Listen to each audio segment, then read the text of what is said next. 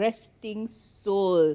He goes by the name of Otuoma, specifically Ezekiel Otuoma. Now, we all know that he'd been suffering with an autoimmune disease. Specifically, it was MND. I'm trying to find it. Yes, it was called MND, aka motor neuron disease, that rendered him unable to walk, unable to use the larger parts of his limbs. So his wife, who goes by the name of Rachel Otuoma, was very much in support of him. She took care of him. She nursed him whenever. She took him to all the hospital appointments. Like, she was a huge instrument in his well-being and his health care. Even after he had been rendered unable to move, he was on a wheelchair. So she basically was taking care of him throughout all of this. However, the family to Mr. Ezekiel Otuoma was not the happiest with this situation. They kept saying things along the lines of Rachel is distancing their son from them. She is hogging all the money and things along those lines, which ended up becoming a huge issue, and they never ended up having a relationship that was clear cut. Like, the mom didn't like her, and she wanted to just keep her boundaries and take care of her husband. So there was a clear divide there.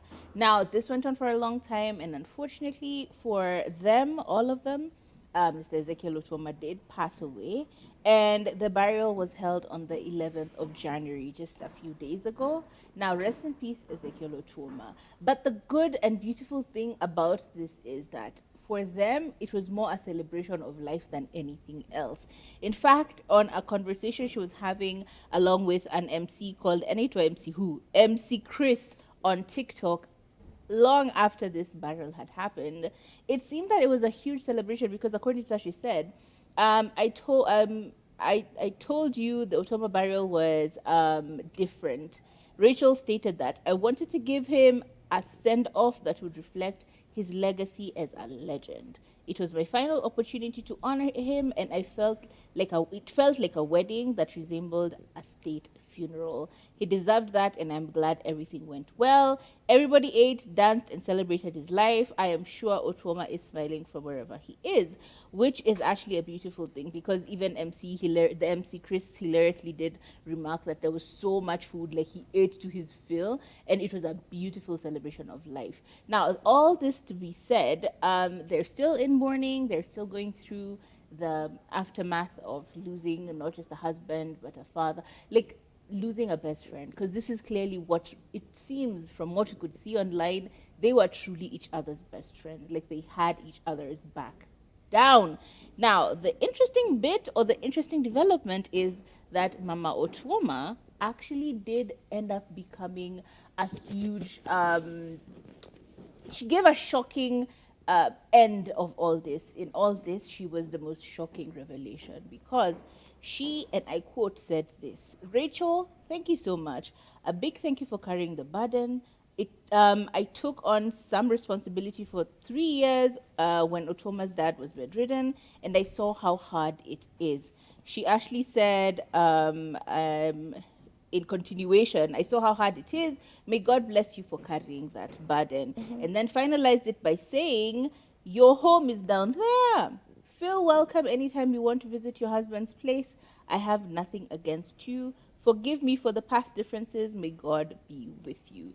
Which is a beautiful sentiment on her part. Like, with the passing of her son, instead of now assigning blame to Rachel, which is what most of us would have assumed would have happened, she really just asked for forgiveness and asked that Rachel feel free to enjoy this house that her husband had actually constructed back at home, and to feel actually as part of the family. That's a huge leap.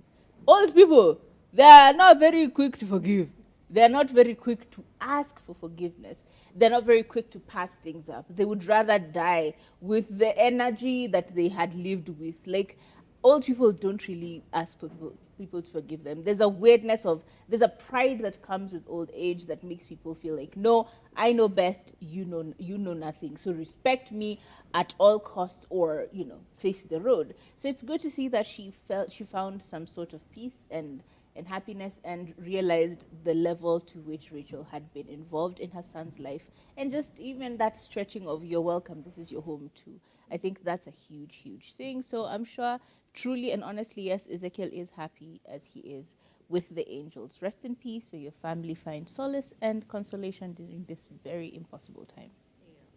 I feel like grief does weird things It to does. people, Yeah. and sometimes you channel your grief and sadness and you just pinpoint one person who's going to take the blame. And I Yep. feel like initially that was it. Rachel was the punching bag for all of this, and us, looking in, we're like, can't you all see, like, she took care of him, no complaints, for 4 years, like, she really, ride or die, for better, for worse. She was really there for better, for worse.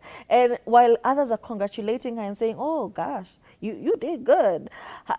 Other people are like, oh, where's the money? You guys are fundraising. And there was all that drama and bitterness happening. And it's good to see that they finally resolved that. Sometimes you just need to sit down with yourself and ask yourself, am I the drama? What's happening?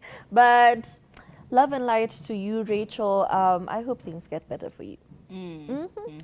And on to our last story, we're talking about Philip Karanja. What? Now, honestly, like, hear me out. Like, hear me out. He won. Like, hear me out. It's a hear me out situation. We listen, we don't judge.